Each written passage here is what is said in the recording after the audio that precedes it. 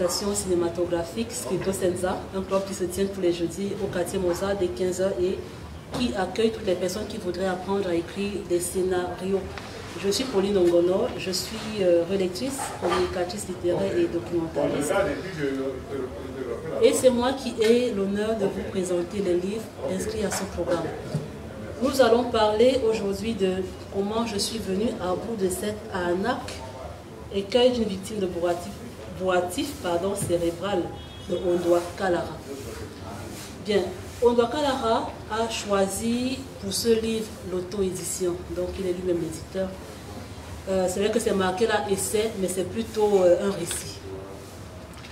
Bien, de quoi parle ce livre? Le thème général, c'est le probatoire, l'importance du probatoire au Cameroun. Ondwa Kalara a 14 ans et en classe de première. Il est très intelligent, il est très calme, il ne suit pas des compagnies de bizarres à l'école. Et donc, cette année-là, il est sûr qu'il va réussir son probatoire. Il fait d'ailleurs tout pour ça. Malheureusement pour lui, la première année, il ne réussit pas.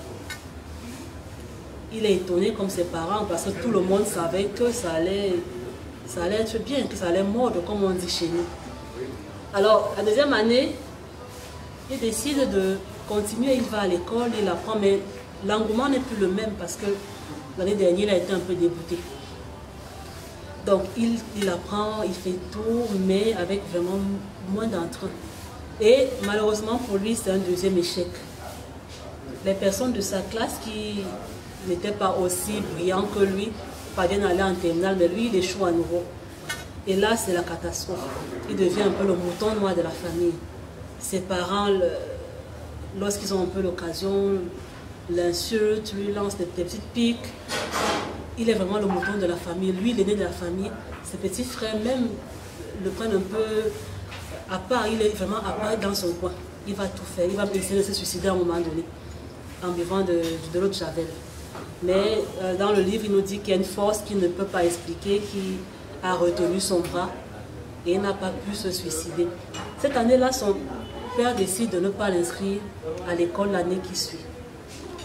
Alors, Ondwa Kalara se dit, bon, vu que je suis à la maison, qu'est-ce qu'il faut faire? Alors, il a décidé de faire des cours d'anglais, il a décidé de suivre plusieurs formations, en plus de ses cours qu'il lisait à la maison, parce qu'il avait toujours espoir qu'on allait l'inscrire à l'école. Vers la fin de l'année, son père décide quand même qu'il allait composer. Donc, il a déposé un dossier en amont, donc il a déposé un dossier. Il a composé cette année-là, et ce qu'il nous dit, c'est que dans ses rêves, il avait vu les épreuves, surtout l'épreuve d'anglais. Il avait vu l'épreuve dans son rêve. Et donc, quand il composait, c'était vraiment très fluide et tout, et tout, et tout, et tout.